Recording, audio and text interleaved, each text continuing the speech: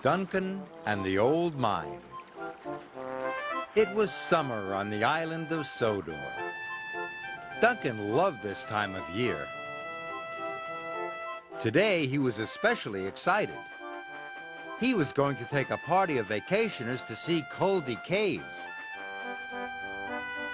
But Mr. Percival, the narrow gauge controller, had some bad news. The machines at the main coaling plant have broken down.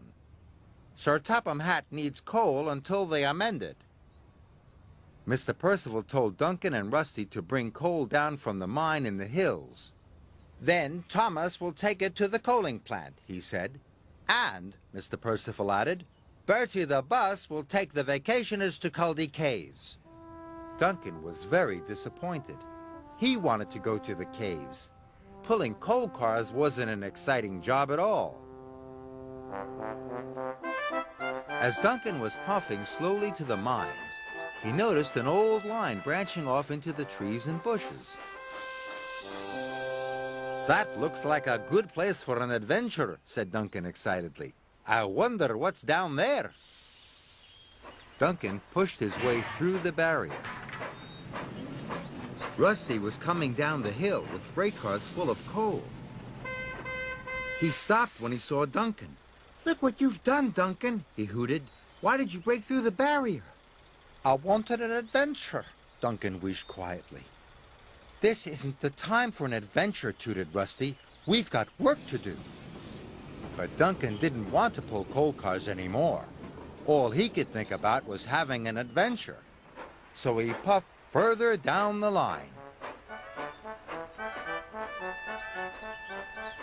Duncan clattered along the old line. Finally, the line disappeared into the side of the mountain.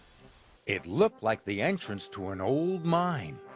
This is better than caves any day, he told himself excitedly. And he puffed inside. Duncan was too excited to think clearly. He puffed straight into a roof support. And suddenly the roof collapsed behind him. Duncan was trapped. Oh no, Duncan wished. How am I going to get out? Back at the transfer yards, Thomas was waiting. Where's Duncan? Thomas asked. I don't know, said Rusty. I'd better go and look for him. It was dark and lonely in the old mine. Duncan didn't like it at all. He looked up at the shafts of light. Maybe if I whistle, someone will hear me. Duncan whistled as loudly as he could, but there was no reply. He tried again, even louder. But Rusty didn't hear Duncan's whistle. He was too far away. No one knows where I am, wished Duncan miserably. I'll have to find my own way out.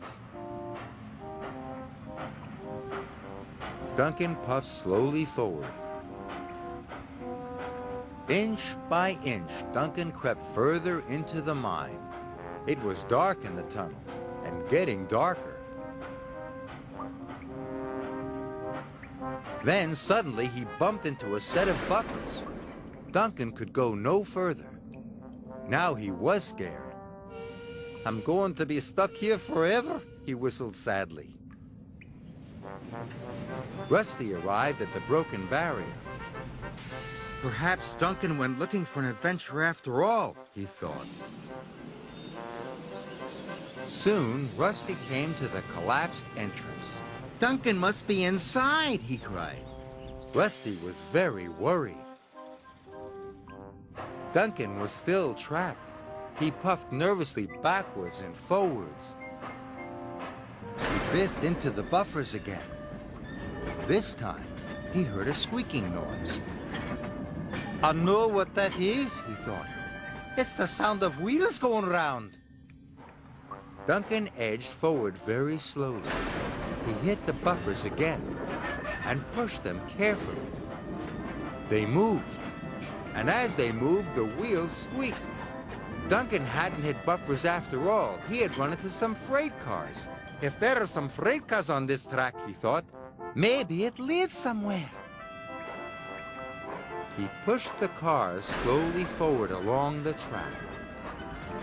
Soon he saw a light at the end of the tunnel. But the way out was boarded up. Must think clearly, he huffed to himself. Then he had an idea. With all his puff, Duncan bashed the freight cars. And they crashed and smashed through the boards.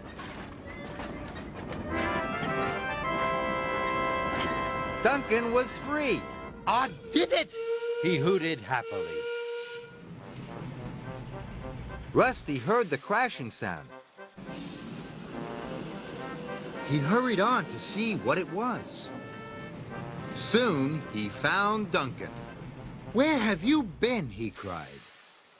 "I had an adventure," puffed Duncan happily. "And look what I found." Rusty could hardly believe it. Duncan was pushing cars full of coal. Duncan and Rusty raced the freight cars down the mountain to Thomas. Duncan and Rusty pulled into the transfer yards. Thomas was very happy to see them, and so was Mr. Percival. Duncan told Mr. Percival all about his adventure. Mr. Percival told Duncan he was very lucky. Duncan should not have broken through the barrier. "Adventure can be full of surprises, Duncan," Mr. Percival told him. "Some good and some not so good." Rusty and Thomas agreed. And next time I have an adventure," whistled Duncan, "I will know to think clearly all the time."